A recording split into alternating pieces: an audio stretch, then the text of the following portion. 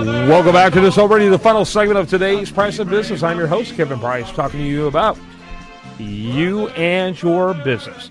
Do want to talk real quickly. First of all, I've had several people recently tell me they like this segment a lot. I don't get it. Personally, I'm like, I turn off the radio when this segment comes on, which is really hard to do because I'm actually in the middle of doing the segment. But I've had people tell me they like the segment. If you like the segment, I'd love to hear from you about that. Tell us what you like about the segment. But they said people just crack up. They say they find it random and often ridiculous, and apparently that resonates in our very sad culture. I'm going to have to look up the fall and the decline and fall Western of the Roman Empire, civilization, and to see, is that a characteristic, randomness and irreverence and if not irrelevance because those epitomize this segment, Kramer. There's no doubt about that. But you know what else epitomizes this segment? Dan Shedd. Dan Shedd, who is the guy who brings us our topic every day. So, Dan, you got to be feeling good. People are giving us props. I don't understand it, but they're giving us props. Well, I'm glad that people actually like the show because it's fun for me to talk to you guys about ridiculous stuff, and I think y'all will enjoy today's topic. Good. Well, what do you got for us? Well, you know how the last time I talked about Ebola costumes for Halloween? Yeah. Well, there is an Ebola toy, a Ebola plush toy modeled after the deadly Ebola virus. Yeah. Toy maker Giant Microbes has sold out of its Ebola toy, according to reports from the news outlets. You know what? I have seen that for years. They have them at the Natural Science Museum. And, it didn't used to be a big deal because obviously it wasn't affecting people here in the United States, even though people were dying of Ebola, for the last 40 years or so. But it's cute. They've got all sorts of different ones. They've got herpes. They've got neurons. They've got everything from, like I said, herpes to Ebola, different diseases, different bacteria, germs. And they're cute. They're these cute little plush cuddlies. And now I guess people are finally deciding that Ebola makes the perfect gag gift. Exactly. You can buy the Ebola toy, plush toy, for $10. But you can't because they're sold out. They're sold out. Yeah, this reminds me a lot of like Garbage Pail Kids.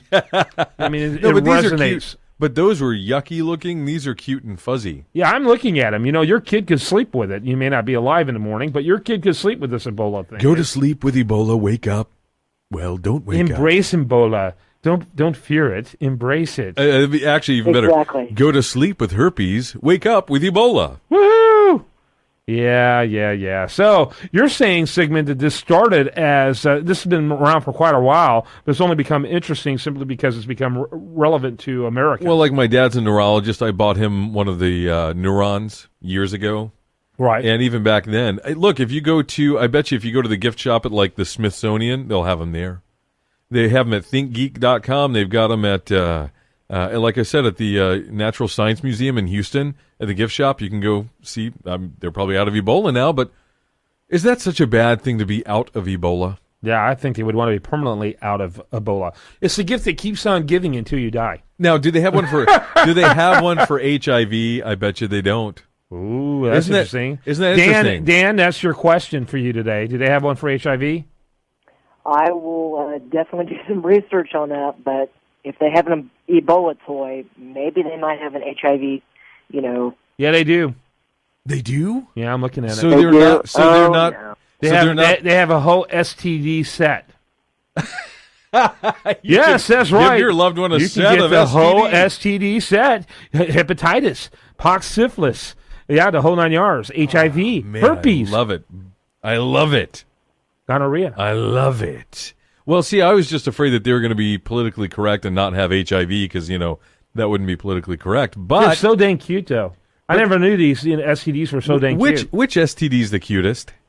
Yeah, I'm not sure if I'm lining these up. If you had to have an STD, that which one would you want to have? Pretty darn cute. That hepatitis one. The HIV one's pretty scary looking, actually. They're all kind of cute, but it's the least cute of that. Dan, the herpes looks like a sunflower. Dan, if Kevin were to give you an STD, Oh, come on. which one would you This want him to give entered you? in a way beyond the realm. If you answer that, what will you be doing tomorrow, Dan? Because you won't be doing this. Oh, boy. Yeah. Radio reached a new low. On that depressing point, Yes. you can go see some of the examples of stuffed animals of various diseases that you can get just by checking out priceofbusiness.com.